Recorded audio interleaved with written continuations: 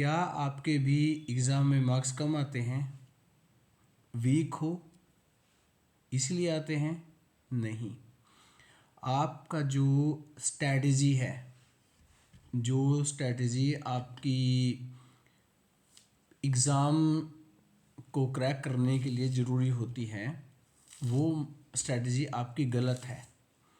आइए मैं आपको थोड़ा सा सिस्टम बताऊंगा आज, जो कि एवरेज स्टूडेंट को भी टॉपर बना सकता है, और जो बच्चे बिल्कुल फेल होने वाले हैं उनको भी थोड़ा सा अपग्रेड करके थोड़ा उनको भी अच्छे मार्क्स दिलवाने में हेल्प हो सकती है। पहला है अपना माइंड सेट। सबसे पहले एक बात क्लियर कर लो अपने मन में कि एग्ज़ाम कोई लक का गेम नहीं है, ये है एक कॉन्टिन्यूअस डिसिप्लिन। जो स्टूडेंट हर रोज़ थोड़ा थोड़ा थोड़ा थोड़ा पढ़ता है, बेशक आज दिसंबर का लास्ट वीक है, लेकिन जो बच्चा स्टूडेंट लास्ट तक पढ़ता है वो बहुत कुछ और सीख जाता है। लास्ट में बच्चे बहुत ज़्यादा पैनिक हो जाते हैं। पैनिक बिल्कुल भी नहीं होना, परफॉर्मेंस कम हो जाएगी आपकी। यदि आप एक स्ट्रैटेजी बना के चलोगे, ये थोड़ा थोड़ा काम करके चलोगे, तो आपकी परफॉर्मेंस अच्छी हो सकती है। दूसरा, स्मार्ट स्मार्ट स्टडी का माइंडसेट। बुक पढ़ना सिर्फ काफ़ी नहीं है। अगर आप केवल बुक भी पढ़ोगे, इस पे कोई ज़्यादा ध्यान नहीं दोगे और मटेरियल पे, तो ये सक्सेसफुल वाला कोई माइंडसेट नहीं होता, ये सक्सेसफुल वाली कोई स्ट्रैटेजी भी नहीं है।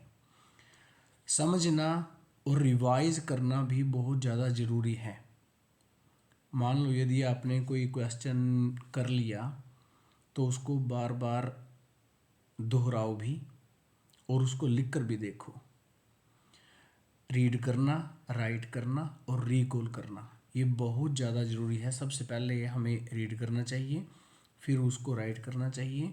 बुक बंद करके फिर उसको रीड करके देखो, कोई गलती हो तो दोबारा फिर उसको सही करो। कितने समय आप पढ़ते हो और कितना समय आप फोकस रहते हो, ये हो गया तीसरा माइंडसेट। तीसरा तीसरा 10 घंटे पढ़ना ज़रूरी नहीं। पढ़ना ज़रूरी है कि कितनी समय तक, कितनी देर तक आप स्टडी में फोकस कर सकते हो। इसके लिए आपको चाहिएगा टाइम मैनेजमेंट। हर सब्जेक्ट को, चाहे वो कोई भी सब्जेक्ट हो, चाहे वो हिंदी, इंग्लिश, मैथ, साइंस, कोई सब्जेक्ट हो, सबको बराबर बराबर इक्वल टाइम देना चाहिए। टेक्निक क्या है? डिफ़िकल्ट सब्जेक्ट जो आपके होते हैं उनको मॉर्निंग्स टाइम में पढ़ो और इवनिंग में रिवाइज करो। जो आपने मॉर्निंग में पढ़ा उसको इवनिंग में रिवाइज करो। और जब आप सोते हो, लास्ट के समय में जब आप सोते हो, तो थोड़ा थोड़ा थोड़ा सा लाइट सा रिकॉल करो बस।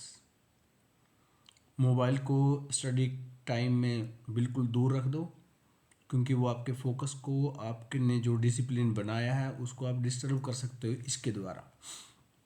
एग्ज़ाम राइटिंग स्ट्रेटजी भी बहुत कामयाब होती है। अगर आपने neat and clean hand writing use करी तो आपके 2, 3, 5% नंबर ज़्यादा आ सकते हैं। पेपर में हेडलाइन, हेडिंग बनाना वो भी बहुत ज़्यादा ज़रूरी है।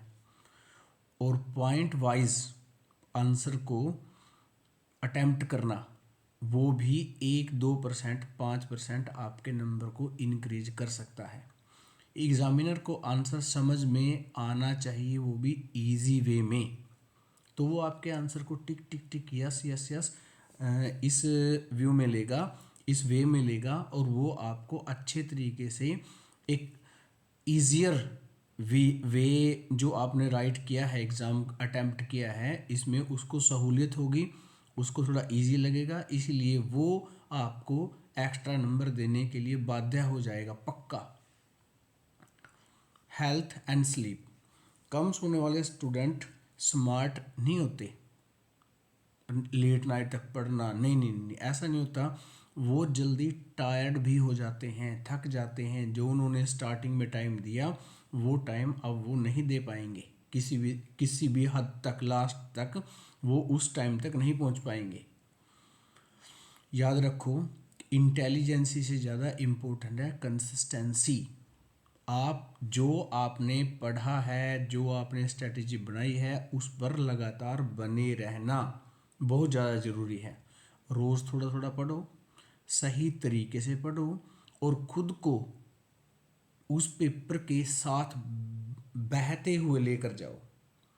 उस पर अपने आप पर भरोसा रखो, मार्क्स ऑटोमेटिकली आपके बढ़ जाएंगे। और इम्प्रूव करना, मार्क्स ज़्यादा देना, एग्ज़ामिनर की जो उनको चेक करेंगे वो उनकी मजबूरी हो जाएगा आपको एक्स्ट्रा नंबर देना। अगर चाहो तो एक स्ट्रैटेजी ऐसी बनाओ कि हम सुबह कौन से 2 या 3 सब्जेक्ट, और शाम को कौन से, और नाइट में सबका एक छोटा सा लाइट सा रिकॉल। ये जो स्ट्रैटेजी है मेरे हिसाब से, वो स्ट्रैटेजी आपको पक्का इम्प्रूवमेंट देगी ही देगी। थैंक यू बच्चों, हैव ए नाइस डे।